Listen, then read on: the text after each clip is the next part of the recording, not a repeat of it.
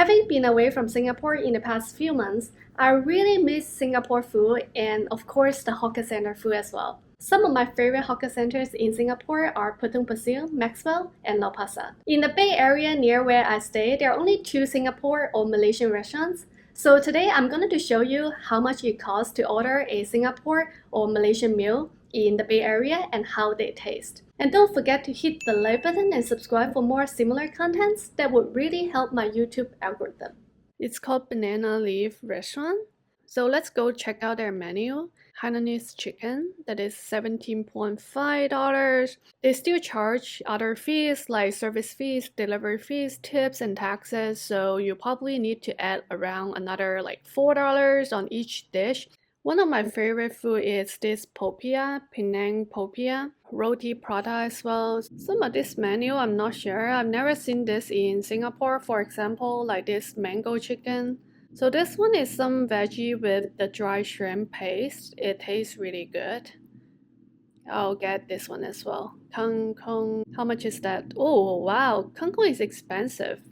It's like $18.5 plus fees and taxes. You should expect it to be like $23 for a kangkong.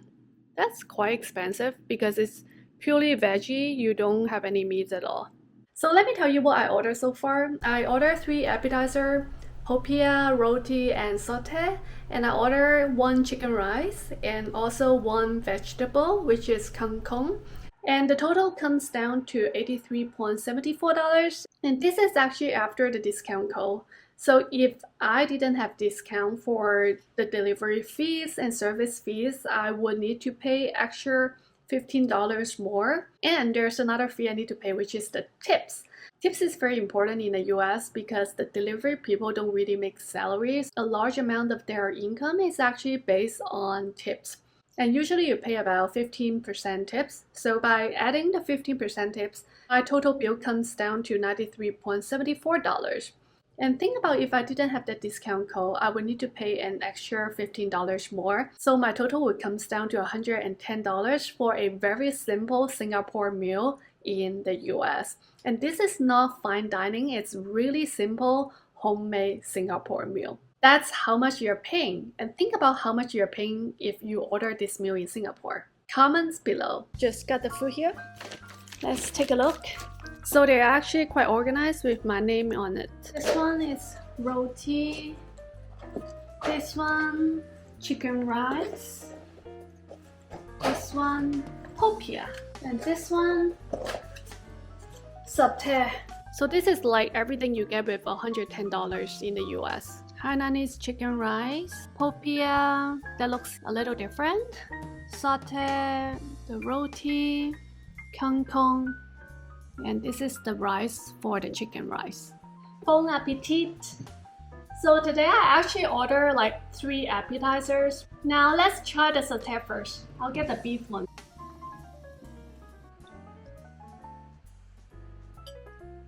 Now the sauce is a little bit sweet, which is very similar to what I get in the SQ flight, the Singapore airline flight on the plane. So not bad, and they actually give you some cucumber here as well. The onions, which is put on the side. That's exactly how Singapore people prepare. I think for the beef saute here, they cut the beef too big, so it's a little bit hard to chew. The saute I would give like 3.5 out of 5 stars. Next one, let's try the popiah. The popiah is really messy. You see there are a lot of like lettuce, which I never seen in Singapore how they prepare that.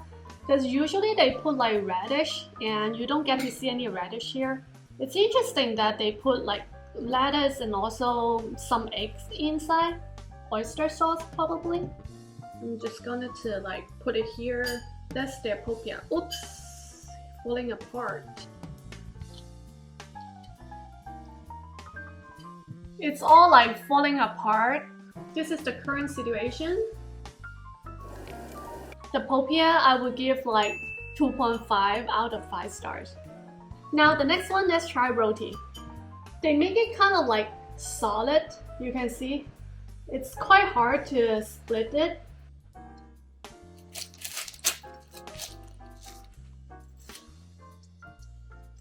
You can hear the sound, it's like kind of crispy. You see, it's like really solid roti. It's so hard, I actually use a lot of strength to split the pieces. What I like about this dish is actually the sauce. The sauce is actually pretty good, like got some spicy and good flavor. But the bread itself is so hard, it's so solid, it's not fluffy. In Singapore, a good roti is supposed to be very fluffy and it's easy to tear it off. But this one is nothing like that. So I probably would give this dish 2.5 star out of 5. Now I'm really excited to try the next dish, which is kangkong. I am a big fan of kangkong, so let's see how that tastes.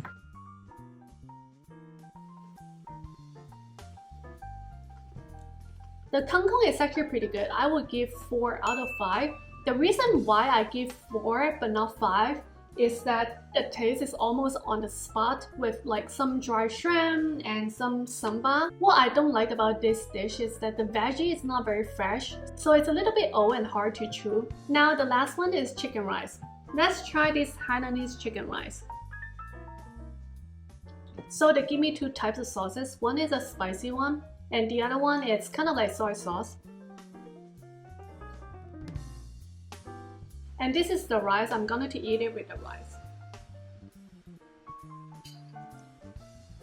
I would say there are different types of sauces in Singapore when you eat chicken rice. Most of the time I would like to add the one with the ginger sauce with some scallion. That tastes really good.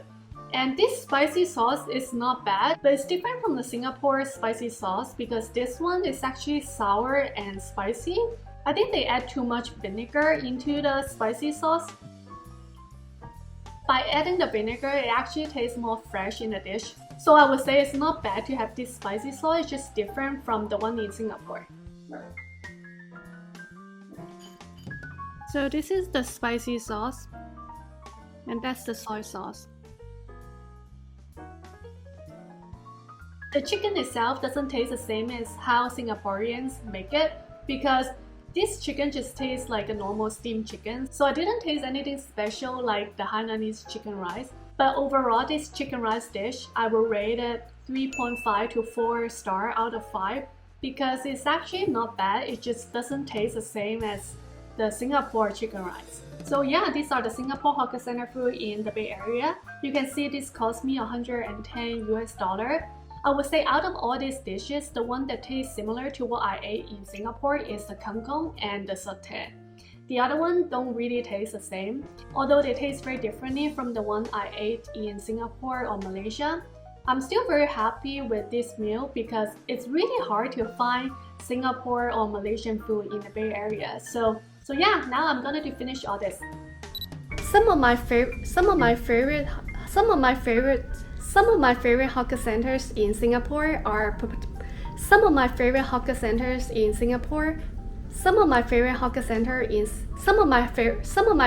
and don't forget to hit the like button and don't